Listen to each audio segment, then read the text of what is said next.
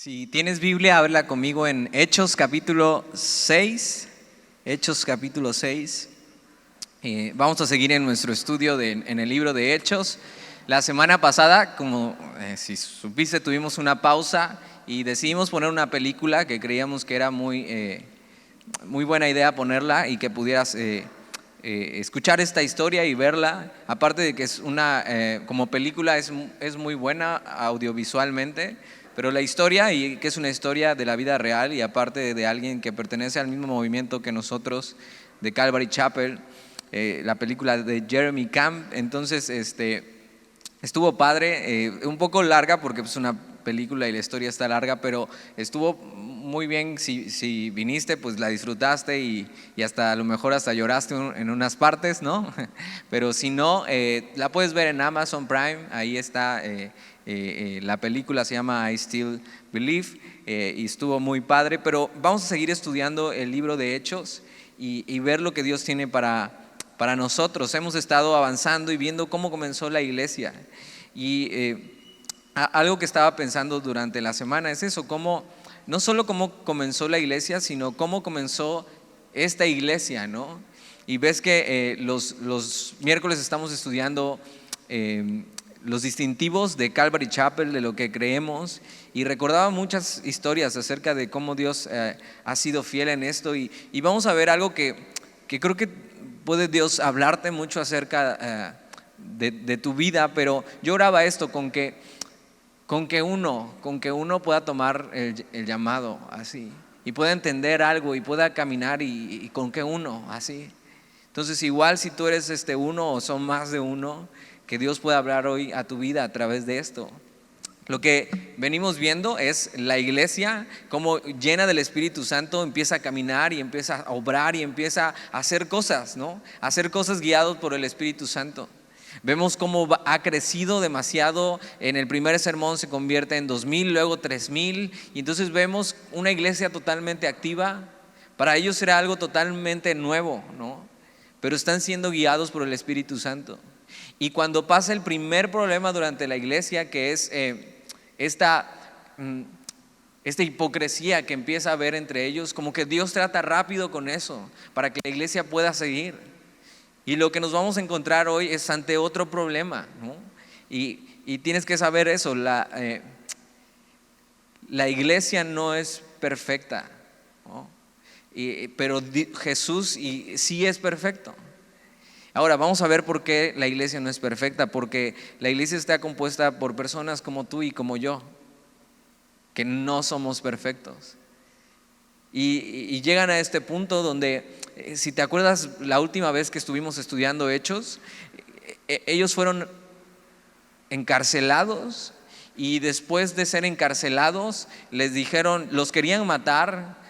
Este hombre Gamaliel, un gran maestro y un gran rabí, se levanta y dice: oigan, creo que lo que quieren hacer no está bien. Si esto es de Dios, va a prosperar, y si no, se va a terminar. Y los liberan, pero los liberan dándoles una calentadita. Les dan 39 azotes con un látigo que tenían las puntas hierro, ¿no? O huesos de cordero, para que pudiera hacer el más daño posible. Entonces te golpeaban, esto se enterraba en tu carne y arrancaba, ¿no? Entonces no era un castigo fácil. Es más, había personas que morían durante este castigo. Pero lo que vemos es que estos discípulos, después de haber sido azotados, los ponen en libertad y salen llenos de gozo. Llenos de gozo porque dicen que no pueden creer que hayan sido tenidos por dignos de padecer las mismas cosas que padeció Jesús. Y ve esto, o sea, estos cuates o están locos, o sea, ¿qué onda con esto? O sea, ya de plano se les fue la onda, o de plano es que conocen y saben quién es Jesús y han entendido quién es Él. Y entonces estar siguiendo sus mismos pasos, aunque sean dolor, pueden apreciar eso y decir: ok, estoy pasando por esto en mi vida, pero ya me parezco más a Jesús. Mi Señor también pasó por eso. Y siguen caminando sin temor, aunque habían sido amenazados, aunque habían sido golpeados, siguen haciendo la obra de Dios en su vida. Vamos a ver que la iglesia va a empezar a padecer persecución. Y lo que vemos es que a veces cuando padeces por eso, por persecución, por dificultad, vemos que Dios purifica mucho más los corazones y las intenciones. Hoy puedes ver las noticias de Cuba, ¿no? Y hay pastores, incluso de Calvary Chapel, que han sido arrestados. Y ellos han vivido toda la vida así. Para ellos no es nada nuevo vivir perseguidos. Pero ahí Dios purifica las intenciones. Y Dios está usando a la iglesia en lugares así como Cuba, en medio de una desigualdad increíble, de falta de recursos, de alimentos, de un gobierno que simplemente ha hecho con ellos lo que ha querido.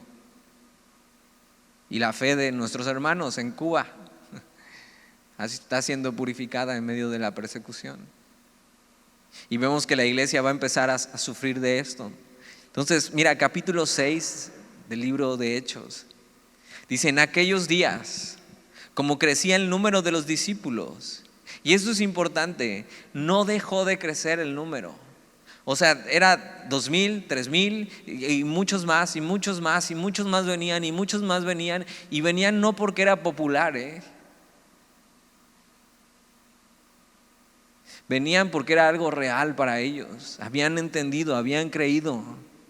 La mayoría de los que estaban aquí habían por lo menos escuchado de la historia de Jesús que acababa de pasar. Y muchos de ellos, aunque sea de lejos, le habían visto. Y muchos otros no le habían visto, pero aún así creyeron. En aquellos días, como crecía el número de los discípulos, la obra de Dios, fíjate, seguía creciendo. La obra del reino de Dios, el crecimiento, y tienes que saber que eso es lo que pasa. La obra de Dios crece y es hermoso ver lo que Dios hace. Y por eso te decía al principio, yo recordaba, ahora que estamos viendo distintivos y hablando de cómo comenzó la iglesia en Hechos y pensando en cómo comenzó la iglesia, o sea, muchos de ustedes, o sea, tengo fotos ahí de ustedes y eran unas cositas así, o sea, eran unos niños y éramos bien poquitos. Estábamos en un saloncito que cabían 100 personas más o menos, bien con espacio, y no llegaban las 100, o sea, y era hasta padre porque una iglesia chiquita pues te conoces todos, pero así de repente Dios empezó a traer gente, de repente 2 servicios, 3 servicios, ya no cabíamos, y entonces ¿qué pasa? Buscar otro lugar, y llegamos aquí. Y luego primero un servicio, luego 2 servicios, luego 3 servicios. Yo digo, ¿y qué va a pasar? O sea, cuando ya no quepamos, 4 servicios. No sé, que sea lo que Dios quiera, pero ve lo que Dios hace. Es hermoso ver cómo, porque no se trata de sentirte bien porque vienes a una iglesia muy grande y viene mucha gente. No, sino porque son historias. Son historias de lo que Dios ha hecho en las vidas de las personas. Y es hermoso ver eso. No son números, son historias.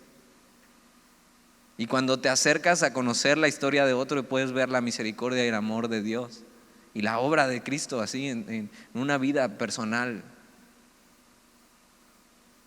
Nuestra mirada nunca debe de estar en los números. Pero también recuerdo cuando en el grupo de jóvenes éramos 8 personas y nos poníamos ahí en la recepción, ¿no? Y en un círculo, y éramos súper poquito. Y Dios ha ido añadiendo. Dios ha ido poniendo, y a lo mejor vienes hasta de otra iglesia y Dios te trajo aquí. O a lo mejor tus papás venían aquí, y a lo mejor no ibas a ninguna iglesia y estás aquí. Tienes que saber que Dios sigue trabajando. Pero vamos a ver que la iglesia también seguía trabajando, haciendo lo que tenía que hacer. La iglesia empezó como algo puro, ¿no? Guiados por el Espíritu. Y eso es lo mismo que Dios quiere seguir haciendo hoy con nosotros.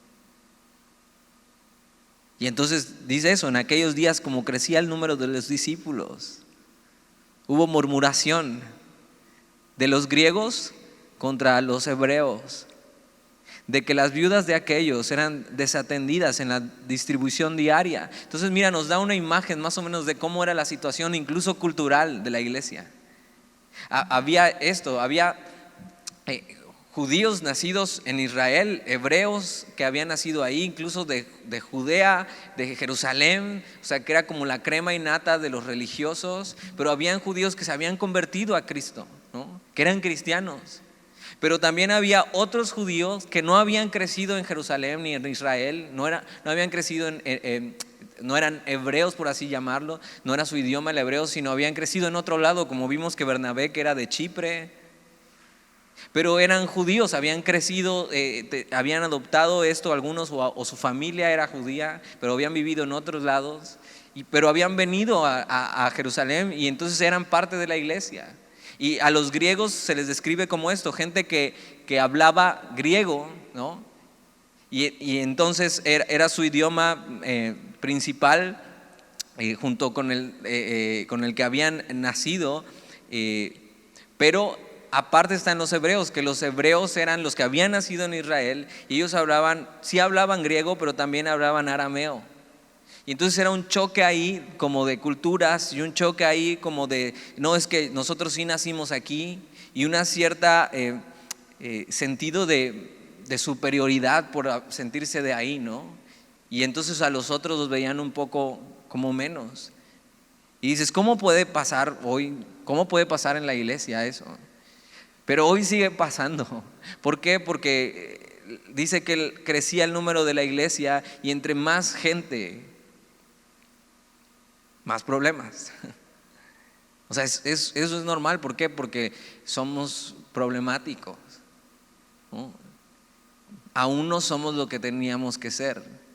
Aún no hemos sido totalmente perfeccionados. Aún hay cosas en nuestro corazón que tienen que seguir siendo cambiadas. Y vemos que se encuentran en este conflicto, ¿no? Entonces unos sintiéndose superiores y otros sintiéndose inferiores, pero reclamando derechos, pero no se están dando cuenta de algo, de que son uno mismo, son la iglesia. Y el problema de crecer es eso, es que inevitablemente va a haber problemas dentro de la iglesia, porque nuestra naturaleza caída nos estorba. Entre más gente hay más dificultades. Pero ojo, el problema no es Jesús, el problema somos nosotros. Y uno de los ataques más grandes que el diablo ha hecho en las iglesias es eso, desde adentro. Empezando así con una murmuración diciendo, es que como que a ellos los tratan mejor, ¿no? Y a nosotros como que nos hacen menos. Y era lo que estaba pasando, y desde adentro Satanás estaba tratando de hacer daño a la obra de Dios. Y el problema era que unos se sentían más espirituales por haber nacido en cierto lugar, y entonces Satanás buscó ganar ventaja de eso. Pero tenían que recordar que todos eran cristianos y que para todos Jesús era su Señor. Y tú tienes que recordar eso cuando tengas problemas, porque conviviendo entre nosotros va a haber eso, va a haber roces, va a haber yo sentí como que me vio feo, yo sentí como que no le caigo bien, es que yo sentí como que, y así, y por cosas, es que ya tienen sus grupitos y entonces a mí no me, acércate, a lo mejor y son tus suposiciones, ¿no? Tienes que tener cuidado de no dejar que eso pase. Que tu corazón se llene de murmuración, que veas y tengas problemas y no sepas cómo solucionarlos. Algo que vamos a ver es que era Dios quien había creado un poco este problema, no por la murmuración, eso fue de ellos, pero sí el problema de que fuera mucha gente. Y nosotros aquí en Semilla tenemos un dicho que si Dios creó el problema, Él lo va a resolver. Y si Dios había traído mucha gente, Él ya tenía la solución para este problema. A veces cuando tienes problemas dentro de la iglesia, lo que va a pasar es que son oportunidades. Y este problema entre griegos y hebreos va a traer una oportunidad. Y en eso Dios trabaja. No te desanimes y deja que Dios trabaje en tu vida, en la vida de los demás. Lo que te decía es que la iglesia no es perfecta, pero Jesús sí lo es. Y Él ocupa la iglesia para perfeccionarnos. Tienes que saber que si algún día llegas a tener un roce o lo has tenido, Dios está usando eso para perfeccionar tu carácter, Porque dice esto la Biblia, que hierro con hierro así se afila. Y entonces a veces tenemos eso, que chocar para darte cuenta, ¿por qué reaccioné así? Creo que estoy mal, no, perdóname.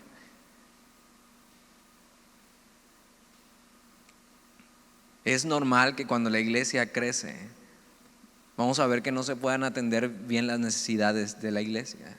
Y era el problema que estaba pasando, era demasiada gente, pero no solo demasiada gente, ellos tenían un programa de ayuda, como tenemos nosotros el de las despensas, pero ayudaban a las viudas y a los huérfanos, por lo que sabemos en la historia de la iglesia.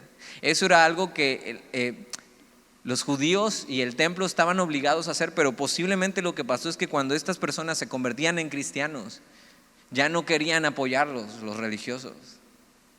Y la iglesia lo que empieza es eso.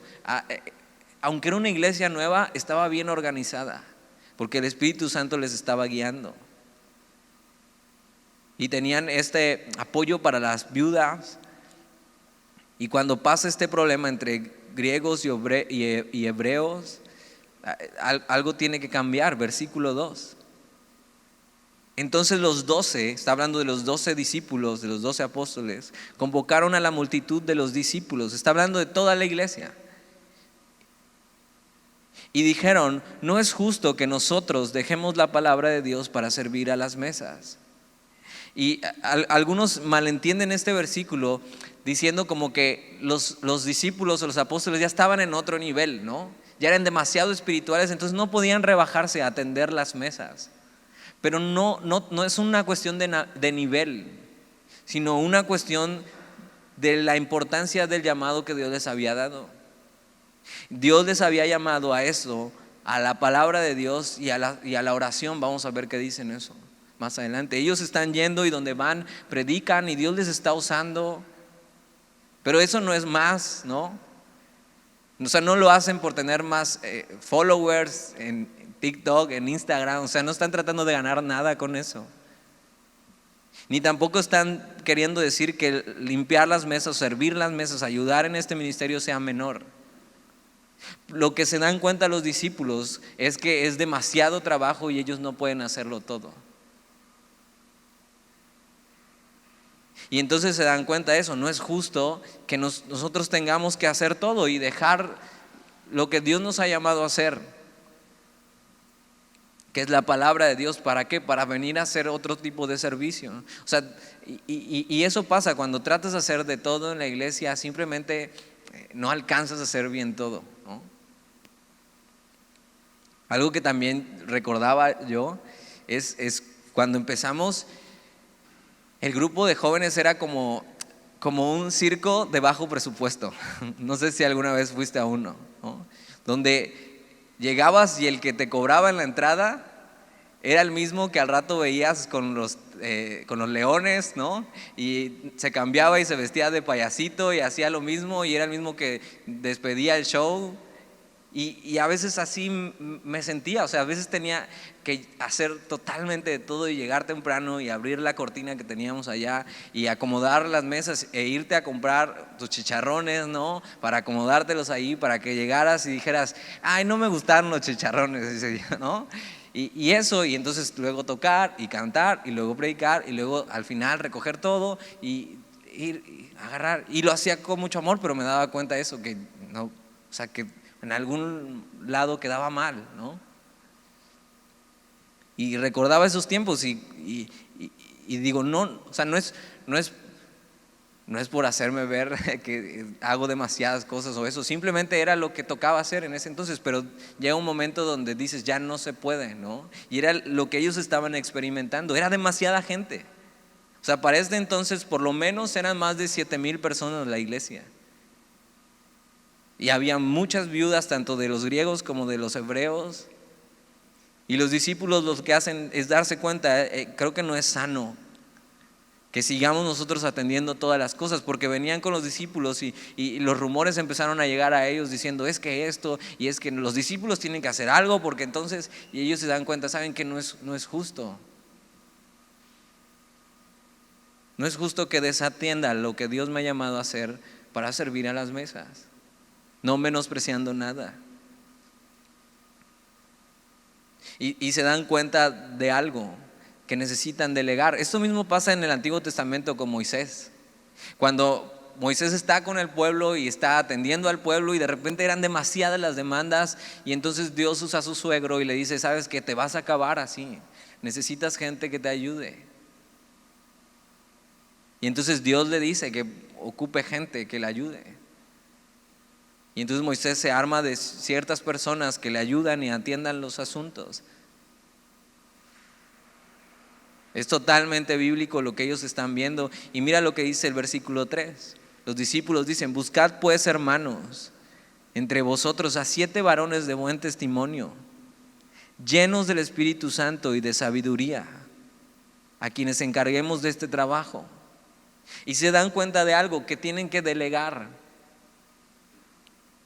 Que no es que haya un trabajo menos digno que un líder o un pastor no pueda hacer, sino que hay algo que se le ha encargado y sin la ayuda de otros sería muy complicado que lo pudiera hacer. No es justo que ellos, por atender todas las cosas, no pudieran hacer lo que Dios les ha llamado a hacer. Algo muy importante que tienes que entender es que la iglesia es un cuerpo, y la Biblia lo describe así, y cada uno tiene un lugar donde Dios le ha puesto. Y una buena pregunta que puedes hacerte hoy es, ¿sabes dónde Dios te ha puesto? ¿Sabes qué parte del cuerpo eres? Dios te ha dado aptitudes, talentos y dones espirituales para poder servirle. ¿Qué estás haciendo con eso en tu vida? Mi oración es que pueda haber muchos jóvenes sirviendo a Dios. Y ya los hay, y pasó mucho tiempo para eso, tienes que saber. O sea, por muchos años decidimos que no sirvan, que solo escuchen. Que no sirvan y que solo escuchen, y que escuchen, y que escuchen, y que escuchen. Y cuando vimos que era tiempo eso, vamos a invitarlos a servir. Que haya dado fruto lo que han escuchado y han aprendido todo este tiempo.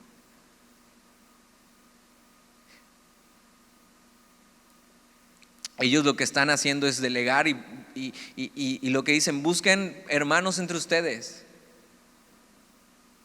Y hasta dicen ¿cuántos? 7. ¿Por qué 7? Algunos piensan que 7 porque era 1 por cada día de la semana. Tenía que hacer el trabajo por cada uno de la semana. Otros dicen que era una tradición judía escoger a 7 ayudantes, ¿no? Era un número muy común para ellos. Como para nosotros pensar en 10, ¿no? No, pues 10 personas, ¿no? ¿Por qué? Porque es un número común para nosotros. Para ellos era el 7, ¿no? Y pensaban por grupos de 7. Entonces dicen, busquen entre vosotros a 7 varones. Y lo que está diciendo es, busquen personas entre ustedes. Y esto no es porque el pueblo tenga la decisión de tomar a estos hombres, sino que tenían que conocerlos. Y a veces no damos oportunidad de servir a alguien que no conocemos. Porque ¿cómo podríamos darle una responsabilidad a alguien que no conoces? O sea, no llegarías a darle las llaves de tu coche al viene que te va a cuidar y decirle, ahí te lo dejo, ¿no? Y lo que vemos es que para el ministerio de ayuda que ellos tenían, ven que necesitan gente.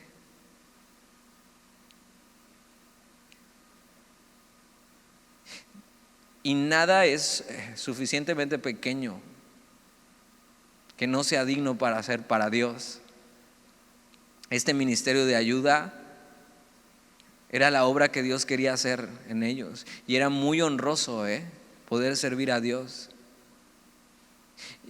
No importa lo insignificante que pienses que es hacer algo para Dios. Dices, es que bueno, pues yo nada más estoy aquí abriendo la puerta. Y es que yo nada más estoy aquí abriendo la puerta y la del baño. Y huele feo, no lo han lavado. Por más insignificante que parezca, es muy honroso y necesario.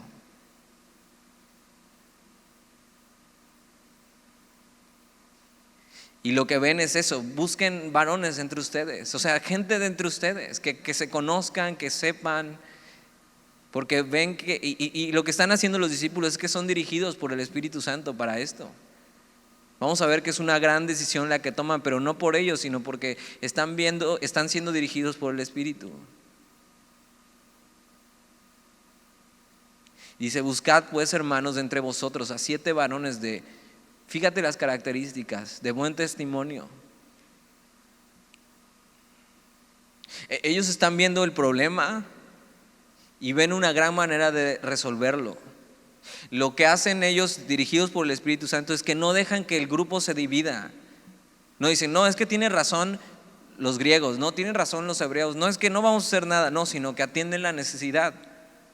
Y entonces buscan entre ellos mismos personas que la gente conozca con estas características, de buen testimonio. ¿Y qué dices? ¿Qué es eso? ¿Cómo que de buen testimonio? Bueno, de buen testimonio es una vida honesta, transparente y congruente. O sea, quiere decir que los demás te conozcan que eres así. No perfecto, porque si alguien te conoce lo suficiente ya sabe que no eres perfecto. Pero que seas una persona primero con una vida honesta, a la luz, ¿no? Esto soy, no tengo nada que esconder. Transparente, así esto soy, estoy siguiendo al Señor, tengo mis defectos, pero estoy tratando de agradarle, y congruente. Y eso es algo que a veces muchos fallan. Tienen toda la información, parece que su vida es totalmente transparente, pero las acciones que están tomando en su vida no son congruentes con lo que creen.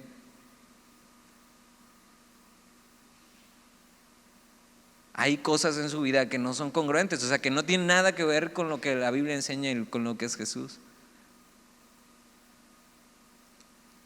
Otra característica dice, llenos del Espíritu Santo y sabiduría.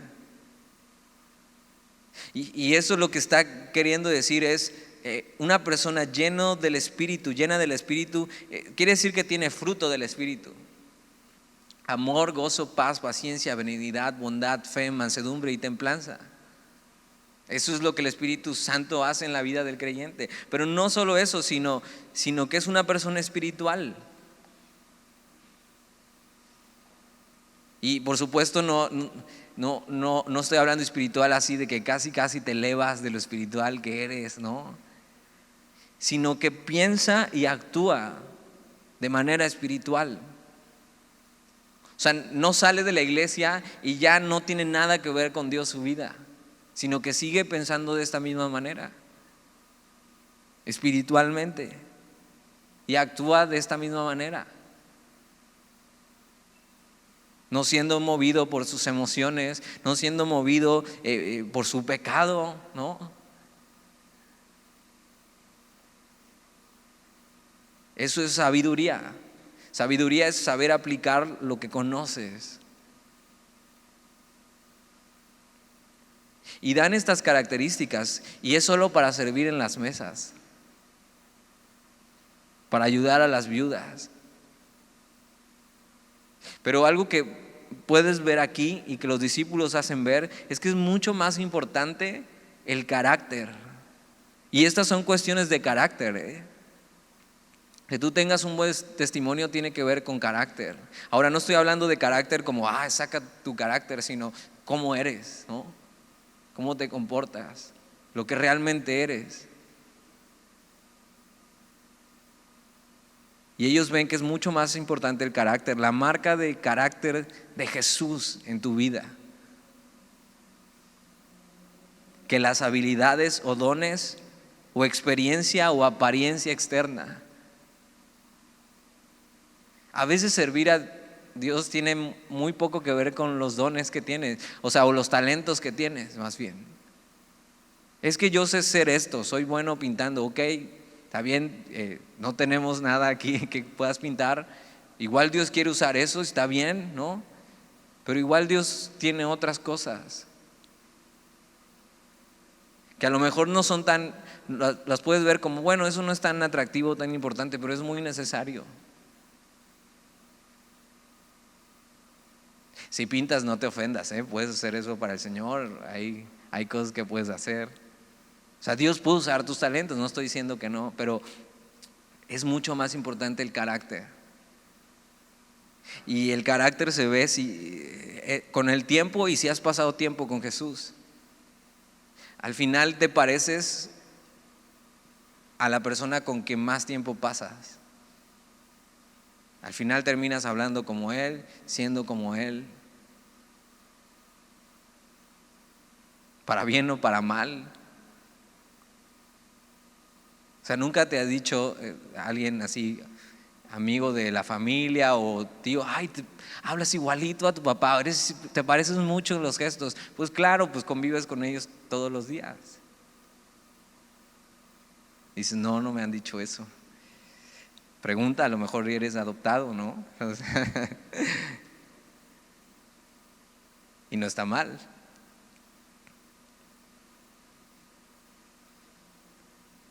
Y ven eso, a lo mejor es la marca, lo mejor ver en una persona es la marca de carácter.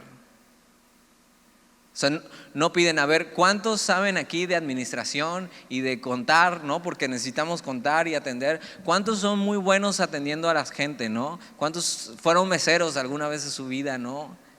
Ese no es el requisito. Dice, busquen hombres entre ustedes de buen testimonio, llenos del Espíritu Santo y de sabiduría. Y podrías pensar, estos requisitos son demasiados, ¿no? Nada más para servir a las mesas. Y vamos a ver que sí. Dice, busquen a estos, a quienes encarguemos de este trabajo.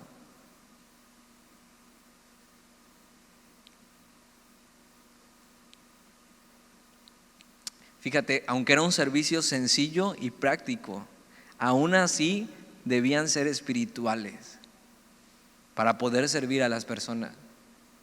Por más sencillo y práctico que sea lo que tienes que hacer, tiene que ser espiritual. ¿Por qué? Porque iban a tener que tratar con gente.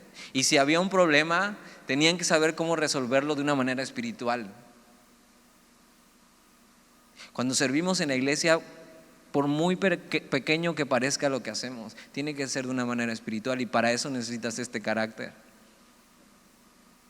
Buen testimonio, llenos del Espíritu Santo y sabiduría.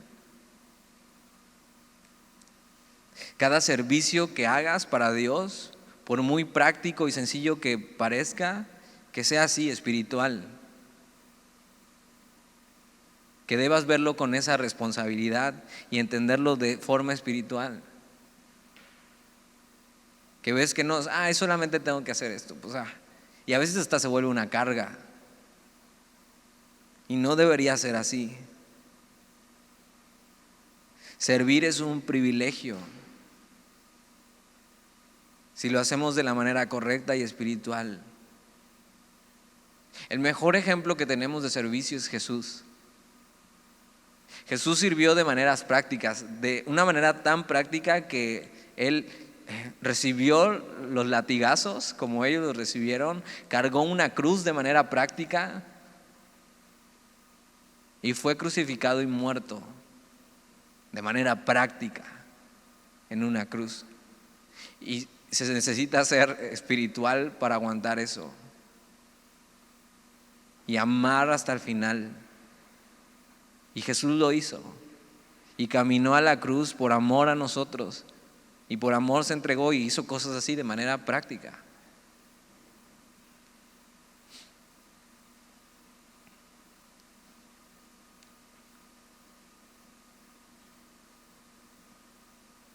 Versículo 3: buscad pues, hermanos, de entre vosotros a 7 varones de buen testimonio, llenos del Espíritu Santo y de sabiduría, a quienes encarguemos de este trabajo. Versículo 4, y nosotros. O sea, los discípulos dicen, nosotros, no quiere decir que nos vamos a echar a la hamaca porque ya vamos a tener ayuda, y nosotros persistiremos.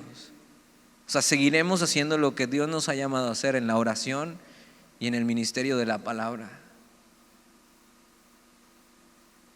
Y lo que vemos es la iglesia funcionando como un cuerpo, mientras unos son las manos y otros son los pies, otros son otras áreas que son muy necesarias. ¿Nunca te has preguntado para qué es necesario el dedo chiquito del pie? Y dices, o sea, ¿como por qué? ¿No? A veces nada más me cuesta más trabajo cortarme la uña de ese dedo, se me entierra, o sea, ¿como por qué? A veces nada más sirve para pegarte en la orilla de la cama, ¿no? Pero si no tuvieras ese dedo, sería muy fácil que perdieras el equilibrio a la hora de caminar. Muy fácil. Y entonces todo sirve. Todo sirve en un cuerpo, ¿eh? Si no, no estuviera ahí.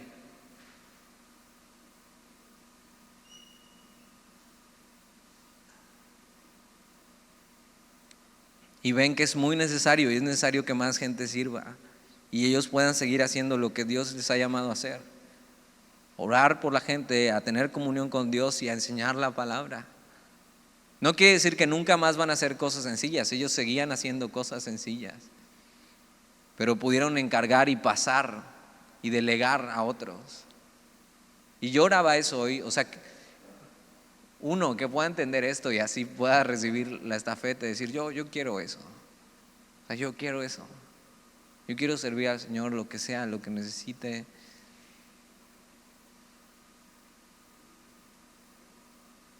Ahora, si estás sirviendo hoy y no ves estas características en tu vida, no ves estos rasgos de carácter, de decir, la verdad es que no tengo un buen testimonio, la verdad es que no me siento lleno del Espíritu y sabio, ¿qué hago?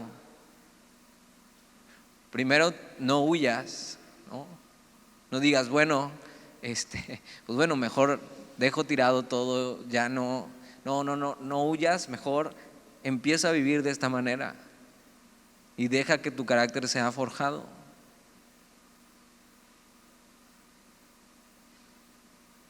Esto solo lo vas a obtener pasando tiempo con Jesús, en una relación honesta e íntegra con Él.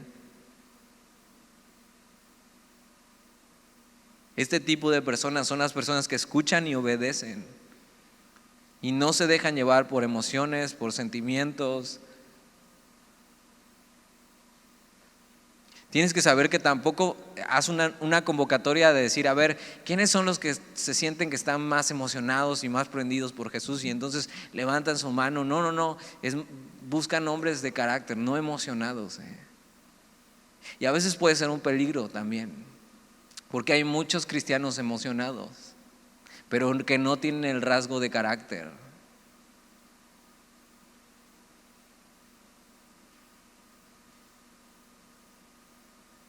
Y estos no eran cristianos emocionados, pero tampoco eran cristianos perfectos los que van a llamar. Pero eso, la marca era que eran íntegros, de una sola pieza. Tener una relación real con Dios.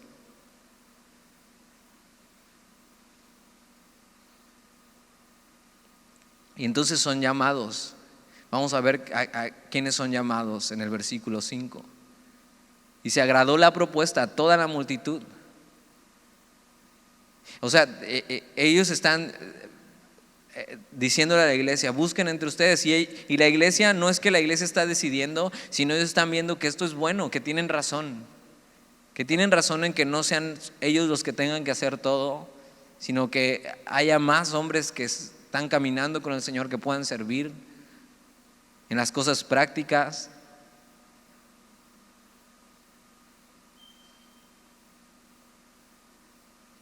Y lo que vemos en la iglesia es eso, que la iglesia confirma el llamado de las personas y dice, sí, claro, este chavo se ve que está caminando con el Señor, yo lo conozco.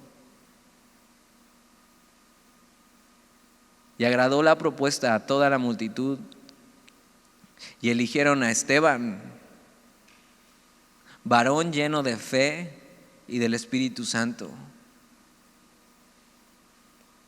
a Felipe, a Prócoro, a Nicanor, a Timón, a Pumba, no es cierto, a Parmenas y a Nicolás, prosélito de Antioquía. Y hay algo bien interesante de lo que está pasando aquí. Todos los nombres que aparecen son nombres griegos. Ahora, ¿por qué escogen a puros griegos? Porque el problema era con los griegos. Los griegos habían empezado a murmurar. Y dicen, ok, por amor a ellos, para que no siga la murmuración, vamos a poner a hombres que sean llenos del Espíritu, de buen testimonio, sabios y que sean griegos como ellos. Ahora, si son griegos, aunque sean griegos, pero si están llenos del Espíritu Santo, van a saber resolver bien las cosas, aunque sea no con los griegos, sino con los judíos. Van a poder atender bien a los dos, porque están llenos del Espíritu Santo. No se van a poner del lado de ninguno. Y vemos a Dios en medio de todo esto, Dios escogiendo a estos hombres.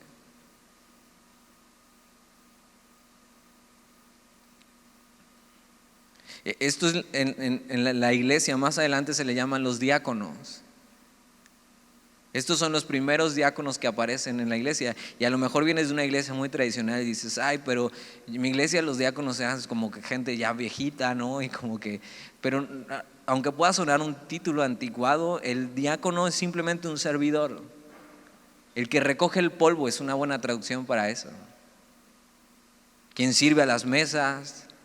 Y algo que creemos en Semilla es que todos estamos llamados a ser diáconos.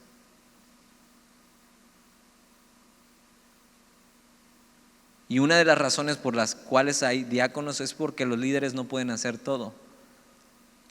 Necesitan ayuda para servir.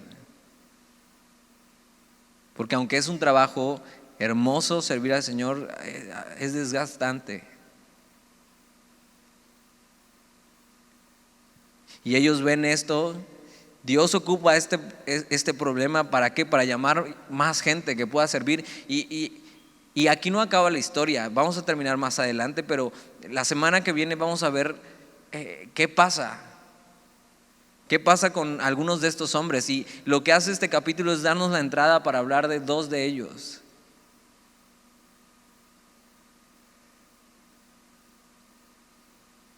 Versículo 6. A los cuales presentaron ante los apóstoles. O sea, los apóstoles aprobaron esto, vieron a estos hombres y vieron que estaba bien, ¿no? Dice, quienes orando les impusieron las manos. Esta era una señal de encargarles algo. Por eso Pablo le dice a Timoteo después, no impongas las manos con ligereza. Esto quiere decir, no le des a alguien una responsabilidad sin conocerlo, ¿no? Sin haberlo probado. Sin que su carácter haya sido probado, no ponga las manos con ligereza. Pero aquí ellos ven que Dios está obrando eso y oran por ellos y les imponen las manos en señal de decir, ok, les encargamos esto y les encargamos que lo hagan en el Señor y para el Señor.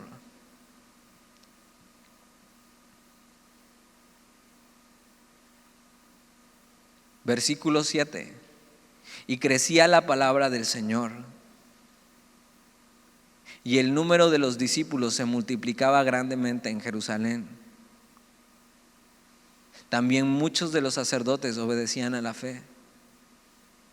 Y mira cómo lo que comenzó como un problema, incluso de murmuración, y que pudo haber dividido a la iglesia en una etapa crucial para la iglesia, Dios lo ocupa para glorificarse. Y de repente vamos a ver que hay más gente sirviendo al Señor. Y crecía la palabra del Señor. Lo que hicieron era quitar todo lo que estorbaba para que la obra de Dios siguiera, para que la palabra de Dios siguiera creciendo, siguiera siendo esparcida, para que muchos fueran salvos. No solo eso, y el número de los discípulos se multiplicaba grandemente en Jerusalén. O sea, era más y más y más venían a Jesús y más venían a Jesús, tanto más que hasta algunos sacerdotes, o sea, eso era lo más impensable, gente religiosa que servía en el templo, que su vida se trataba de servir en el templo. Ellos mismos obedecían a la fe y se volvieron cristianos, abandonando todo lo que ellos sentían que era su vida, que era servir en el templo. Hasta los menos pensados obedecieron a la fe y se convirtieron. Esto pasa cuando la iglesia está siendo dirigida por el Espíritu Santo. Esto pasa cuando decidimos vivir así y caminar llenos de Él, sirviendo a Dios, no dejando que nada nos estorbe, sino siendo íntegros, estando dispuestos. Cuando hacemos esto, Dios hace grandes cosas en su iglesia y con su iglesia. Atrévete a caminar así con Dios y ve lo que Dios hace en tu vida. Tú puedes ser parte de esto, de lo que Dios hace.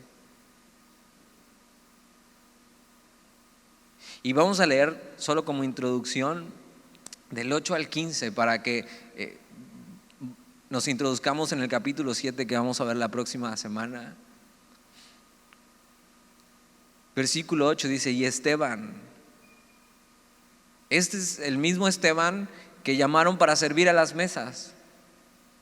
El mismo Esteban que dijeron: bueno, necesitamos un hombre lleno del Espíritu Santo, de buen testimonio. ¿Para qué? Para que sirva aquí ayudando a las viudas. Ok. Pero mira a este hombre y vamos a ver que aquí se ve que era un hombre realmente lleno del Espíritu. Y Esteban, lleno de gracia y de poder, hacía grandes prodigios y señales entre el pueblo. Y dices: ¿quién? ¿El cuate que está en la mesa atendiendo a las viudas, a las señoras? Sí, Esteban. Hacía grandes prodigios y señales entre el pueblo. Versículo 9: entonces se levantaron unos de la sinagoga llamada de los libertos y de los de Cirene, de Alejandría, de Sicilia y de Asia, disputando con Esteban. Versículo 10: pero no podían resistir a la sabiduría y al espíritu con que hablaba. Entonces sobornaron a unos para que dijesen que le habían oído hablar palabras blasfemas contra Moisés y contra Dios. Y soliviantaron al pueblo, a los ancianos y a los escribas, y arremetiendo le arrebataron y le trajeron al concilio. Y pusieron testigos falsos que decían: este hombre no cesa de hablar palabras blasfemas contra este lugar santo y contra la ley. Pues le hemos oído decir que ese Jesús de Nazaret destruirá este lugar y cambiará las costumbres que nos dio Moisés. Entonces todos los que estaban sentados en el concilio, al fijar los ojos en él, vieron su rostro como el de un ángel. Y no es que Esteban estaba carita, sino que vieron como si resplandeciera. O sea, diciendo: este cuate es fuera de lo normal. ¿Por qué? Porque era un cuate de buen testimonio, lleno del Espíritu, íntegro. Y Dios empieza a usar a Esteban mucho más allá de estar en las mesas. Y el testimonio de Esteban, lo que vamos a ver la próxima semana, es uno de los más bonitos de toda la Biblia. De un hombre que empezó a caminar con el Señor, siendo íntegro, que decidió así tomar el llamado, decir: ¿quién quiere servir en las mesas? Yo. Y Dios lo usó, aunque cortamente, en su vida, de una manera increíble. No vivió mucho, pero su testimonio hasta el día de hoy lo tenemos aquí. Y podemos ver lo que Dios puede hacer con las personas. Mi oración hoy es que puedas tomar ese llamado. Que no desperdicies más tu vida. Que puedas decir: yo quiero eso. Yo quiero eso, Señor. O sea, yo quiero ser parte de este movimiento que empezó hace más de 2000 años y que las vidas sean transformadas. ¿En qué otra cosa tendrías que invertir tu vida? ¿En qué otro lugar mejor podrías invertir tu vida?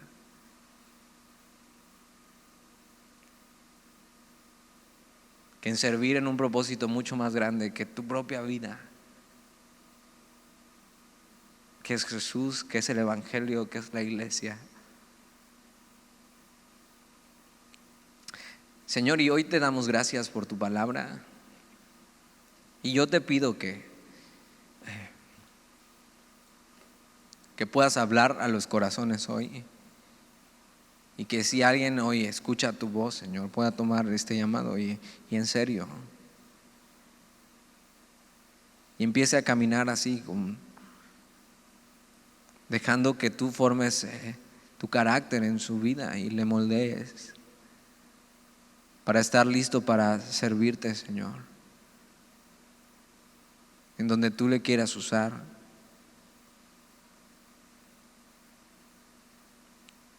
Que puedan ver la obra tan increíble que tú haces, Señor, y que dejen que tú les uses y aprovechen su juventud y su vida.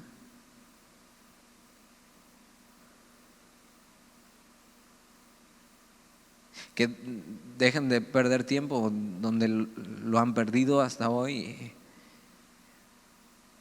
Y que si hay alguien que simplemente se ve no cumpliendo con estos requisitos para servirte, puedan hoy decidir: yo quiero eso, y hacer un compromiso contigo, Señor, de servirte. Mientras te pedimos que sigas haciendo tu obra en nosotros y en las personas, y que nos uses. Señor, aquí están nuestras vidas y te pedimos esto en el nombre de Jesús.